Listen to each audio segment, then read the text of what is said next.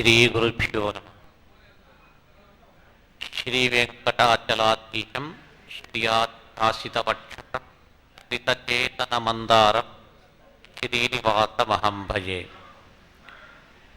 कल्याणाद्भुतगात्राय कामितार्थप्रदायिने श्रीमद्वेंकटनाथाय श्रीनिवासाय ते नमः। यस्याः कटाक्षमात्रेण ब्रह्मरुद्रेन्द्रपूर्वकाः सुराः स्वीयपदान्यापुः सा लक्ष्मीर्मे प्रसीदतु। समाश्रयेत् गुरुं भक्त्या महाविश्वासपूर्वकं निक्षिपेत् सर्वभारांश्च गुरोः श्रीपादपङ्कजे। అనంతములు అనాది అయిన అపారమైన అనంతమైనటువంటి వేదరాజ్యం ఇది ప్రాచీన కాలం నుంచి ఆ వేద నదీ ప్రవాహము కొనసాగుతూనే ఉన్నది. ప్రాచీన యుగములో కృతయుగములో ఏకో వేద కృతేష్యాసి త్రేతాయాం సత్రితాభవత్ అంటారు. కృతయుగంలో ఒకే ఒక రూపంగా వేదం ఉండింది.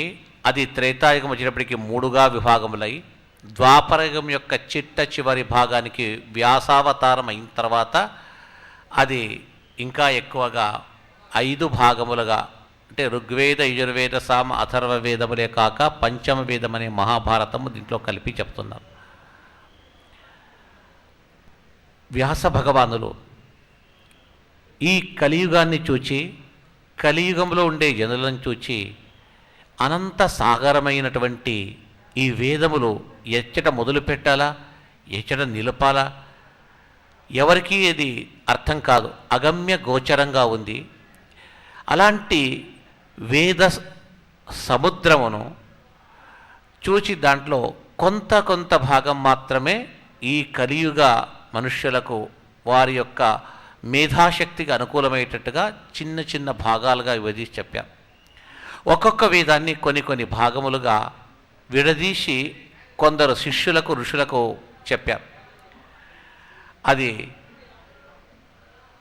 శతదా చ చతుర్వింశతిథ పునః శతదా చ ఏకశతదా చైవ తథైవ సహస్రదాన్. ఋగ్వేదం 24 భాగాలుగా విభజింపబడినది. యజుర్వేదం 101 భాగములుగా, సామవేదము 1000 భాగములుగా, అథర్వవేదము 12 శాఖలుగా విభజింపబడినది. ఒక్కొక్క శాఖ ఒక్కొక్క మహర్షికి శిష్యులకు ఉపదేశించి వారి ద్వారా ఈ వేద ప్రచారము ఆనాడు వ్యాస భగవానులు చేశారు. అలాంటి వ్యాస భగవానులు విభజింపబడిన ఆ శాఖల్లో ఒక్కొక్క శాఖ ఇప్పటికి ఇంకా కొన్ని శాఖలు మిగిలి ఇంకా అధ్యయనం చేస్తున్నారు. ప్రస్తుతము ధర్మగిరి తిరుమలలో ధర్మగిరిలో నడుస్తున్నటువంటి మన తిరుమల తిరుపతి దేవస్థానం యొక్క ఆధ్వర్యంలో నడుస్తున్నటువంటి శ్రీ వెంకటేశ్వర వేద పాఠశాల అచ్చటి అధ్యాపకులు విద్యార్థి బృందము వారు ఋగ్వేద పారాయణాన్ని ఈ చతుర్వేద పారాయణ అనే ఈ ఒక నెపము చేత మొట్టమొదట ఋగ్వేద పారాయణాన్ని చేస్తూ ఈనాటి అంశము వారు పారాయణం చేయబోయే అంశము సరస్వతి ప్రార్థన. ఆ సరస్వతీదేవి యొక్క కృపా కటాక్షములచే లౌకిక అలౌకిక సకల విద్యలు వారికి ప్రాప్తమవుతుంది ఎవరైతే సేవిస్తారో వారికి అని చెప్పేసి అలాంటి ఋగ్వేదంలో ఉన్నటువంటి సరస్వతి సూక్తాన్ని ఇప్పుడు వారు పారాయణం చేస్తారు.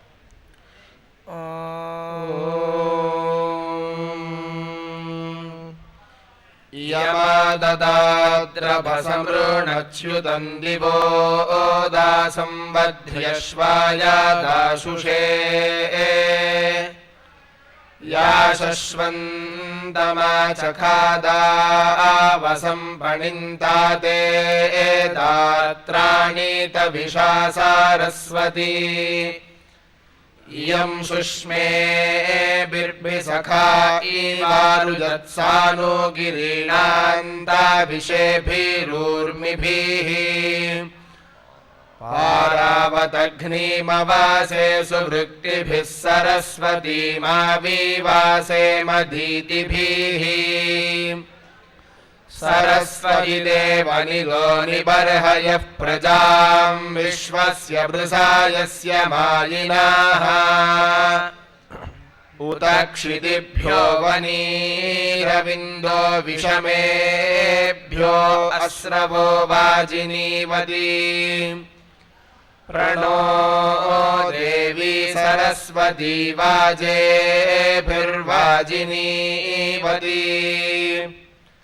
धीनामावित्र्यावतु यस्त्वा देवी सरस्वत्युपब्रूते धने हिते इन्द्रन्नवृत्रतूर्ये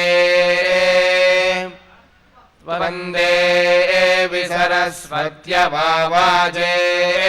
वाजिनी रदा पूषे वानः सनिम् उतस्या नः सरस्वती घोरा हिरण्यवर्तनिः वृत्रघ्नीवष्टिसुष्टुतिम् यस्यानन्दो अहृतश्वेषश्चारिष्णुरन्नवः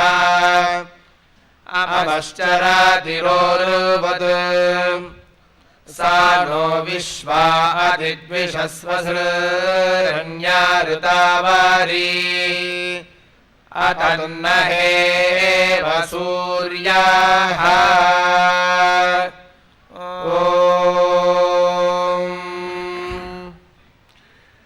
సరస్వతి నామస్మరణ మాత్రము చేత వాక్పటుత్వము మేధాశక్తి లభిస్తుంది.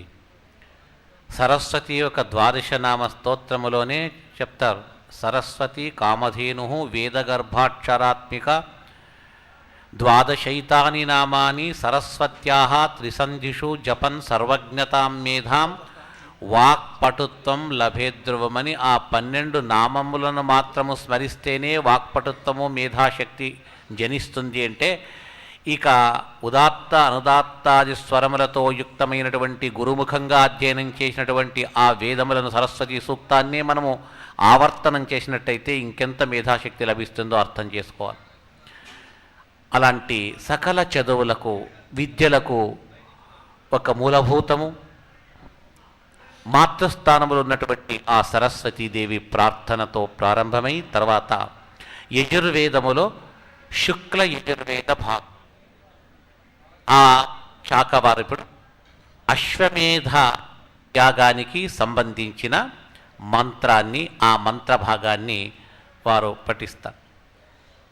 ఓం శ్రీ గురుభ్యో నమః. హరి ఓం. అన్హే పారావతాన్ పారావతానన్హేన్హే పారావతానా లభతే లభత ఆ పారావతానన్హేన్హే పారావతానా లభతే పారావతానా లభతే లభత ఆ పారావతాన్ పారావతానా లభతే రాత్ర్యై రాత్ర్యై లభత ఆ పారావతాన్ పారావతానా లభతే రాత్ర్యై ఆలభతే లభతే రాత్ర్యై రాత్ర్యై లభతే లభతే రాత్ర్యై సి చాపూ రాత్ర్యై లభతే లభతే రాత్ర్యై సి చాపూ రాత్ర్యై సి చాపూ రాత్ర్యై రాత్ర్యై సి చాపూరహో రాత్రయో సి చాపూ రాత్ర్యై రాత్ర్యై సి చాపూరహో రాత్రయో సి చాపూరహో రాత్రయో సి చాపూరహో రాత్రయో సంధిభ్యో రాత్రయో సి చాపూరహో రాత్రయో సంధిభ్యః అహోరాత్రయో సంధిభ్యో రాత్రయో సంధిభ్యో జతోర్జతో సంధిభ్యో రాత్రయో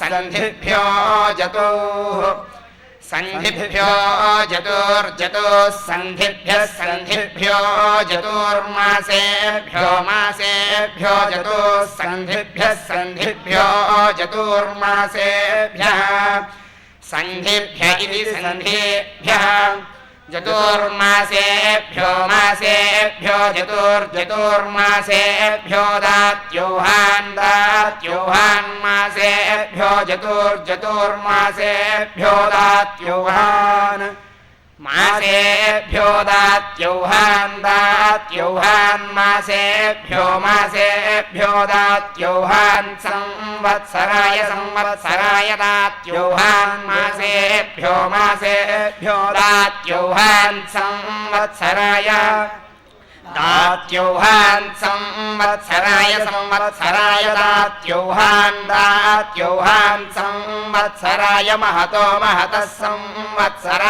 दात्योहान् दात्योहान् संवत्सराय महतः संवत्सराय महतो महतः संवत्सराय संवत्सराय महतः सुपर्णान् सुपर्णान् महतः संवत्सराय संवत्सराय महतः सुपर्णान् महतः सुपर्णान् सुपर्णान् महतो महतः सुपर्णान् सुपर्णानिति सुपर्णान्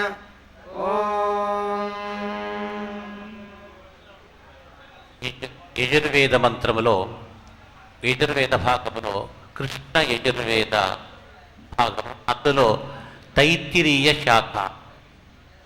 ఈ తైత్తిరీయ శాఖలో ఈనాటి పారాయణాంశము దుర్గా సూక్తము. మనం ఇక్కడ ఒక విషయాన్ని గుర్తుపెట్టుకోవాలా. దుర్గా అనే శబ్దానికి మనము చిత్ర విచిత్రంగా అర్థాన్ని చేసుకుంటాం. వేదములో వచ్చిన ఈ దుర్గా అనే శబ్దము మహాలక్ష్మీదేవిని తెలుపుతుంది. అందులో పద్మావతి అమ్మవారి బ్రహ్మోత్సవ సందర్భంగా లక్ష్మీదేవిని ఆ దుర్గా నామంతో స్తుతించబడుతున్నారు. ధర్మరాజు అజ్ఞాతవాసానికి వెళ్ళేటప్పుడు విరాట నగరం బయట వెళ్ళేటప్పుడు పట్టణంలో ప్రవేశించేటప్పుడు దుర్గాదేవిని స్తుతిస్తారు.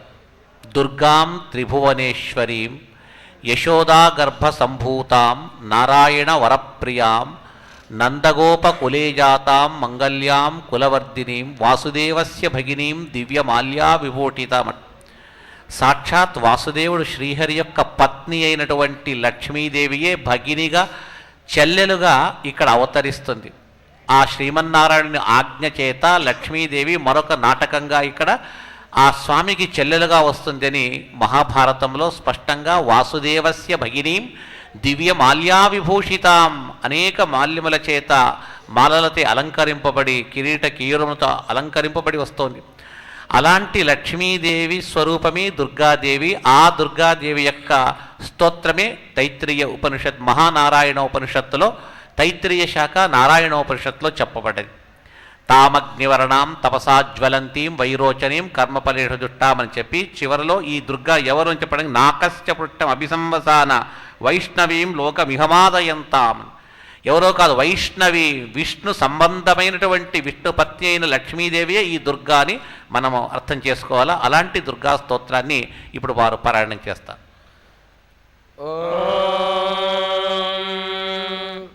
శ్రీ గురుభ్యో నమః. హరి ఓం. జాతవేదసే సునవామ సోమమరాతీయతో నిదహాతి వేదః.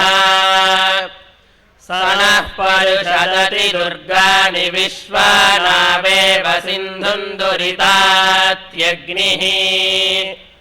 తామగ్నివర్ణాం తపసాజ్వలంతీం వైరోచనీం కర్మఫలేషు దుష్టాం.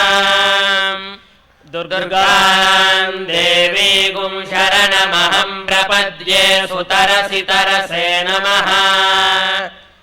అగ్నే త్వం పారయానవ్యో అస్మాన్ స్వస్తిభిరతి దుర్గాని విశ్వా.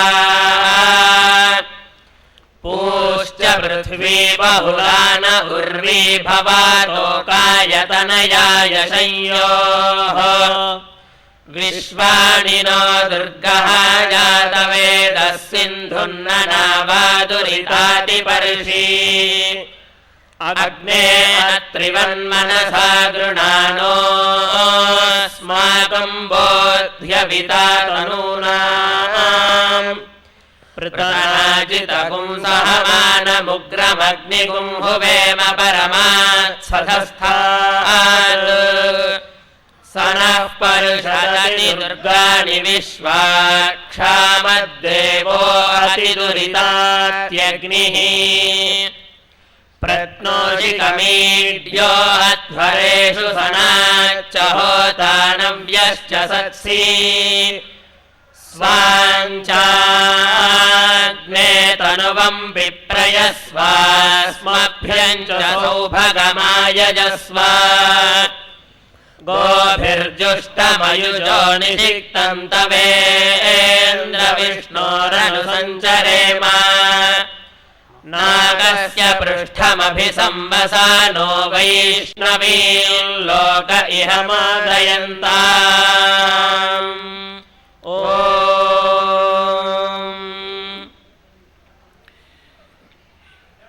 వేదాది సకల సత్శాస్త్రములు అవి మనకు సిద్ధించాలంటే మనకు మేధాశక్తి కావాలి.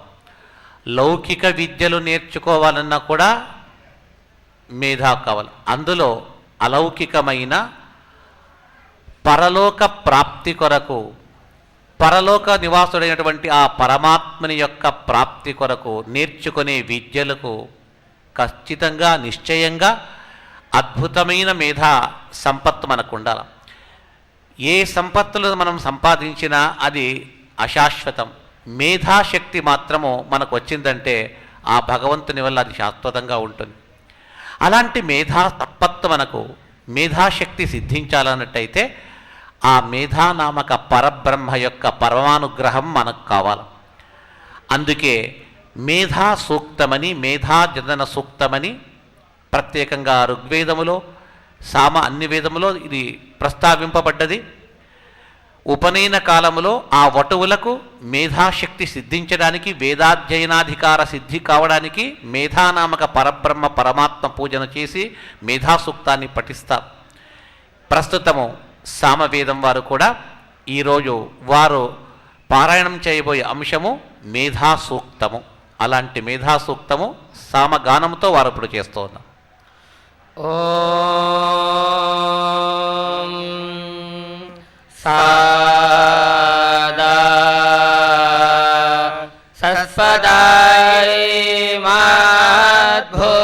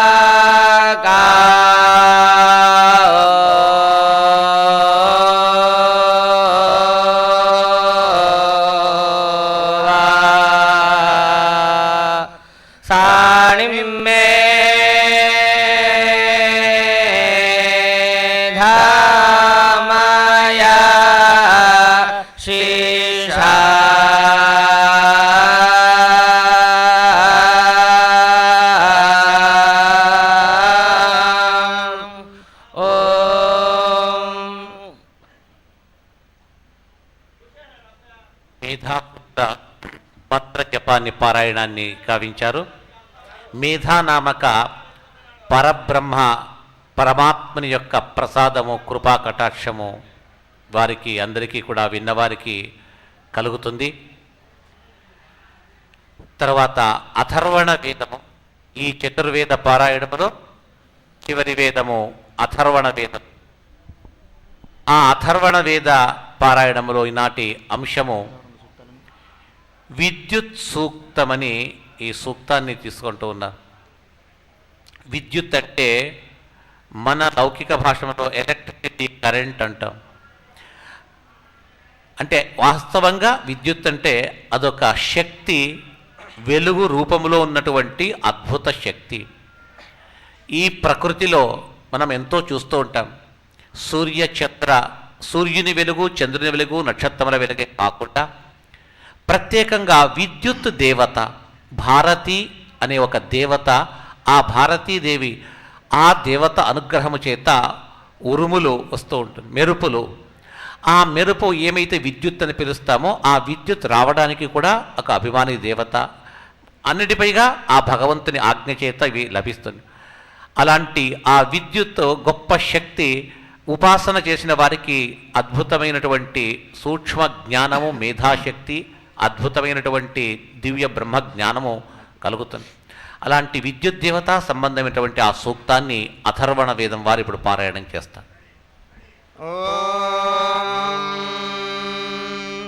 శృతి స్మృతి నదీ పూర్ణం శాస్త్రకల్లోల సంకులం విష్ణు భక్తి మహాఫేనం వందేహం శౌనకార్ణవం. శన్నో దేవీరభిష్టాయ ఆపో భవంతు పీతయే శయ్యోరభిస్రావంతు నః. అథర్వవేద పురుషాయ నమః. శ్రీ గురుభ్యో నమః. హరి ఓం. నమస్తే అస్తు విద్యుతే నమస్తే స్తనయిత్నవే నమస్తే అస్త్వశ్మానే ఏనాదూడాసే అస్యాసి నమస్తే ప్రవతో నపాద్యతస్తవః సమూహాసి మృడజానస్తనోభ్యో మయస్తోకేభ్యస్కృధి ప్రవాతో నపాన్నమా ఏవాస్తు తుభ్యం నమస్తే హేతయే తపూషే చ కృణ్మః విద్మతే ధామా పరమం గుహాయత్సాముద్రే అంతర్నిహితాసినాభిః యాంత్వా దేవా అసృజంత విశ్వ ఇషుం కృణ్వానా అసానాయ ధృష్ణుం సానో మృడ విదథే గృణానా తస్యై తే నమో అస్తు దేవి భగామస్యావర్చ ఆధిష్యధి వృక్షాధి వస్రజం మహాబుద్ధ ఇవ పర్వాతోజ్యోక్పితృష్వాస్తాం ఏషా తే రాజన్ కన్యా వధూర్నిధూయతాయమా సా మాతుర్బధ్యతాం గృహేతో భ్రాతురథో పితుః ఏషా తే కులపారా జంతామూతే పరిదధ్మసి జ్యోక్పితృష్వాసాతా ఆశీర్ష్ణః సమోప్యాత్ అసీతస్య తే బ్రహ్మణా కశ్యపస్య గయస్య చ అంతః కోశమేవ జామయోపి నహ్యామి తే భగం. ఓం శ్రియః కాంతాయ కళ్యాణ నిధయే నిధయేర్ధినాం శ్రీవేంకట నివాసాయ శ్రీనివాసాయ మంగళం.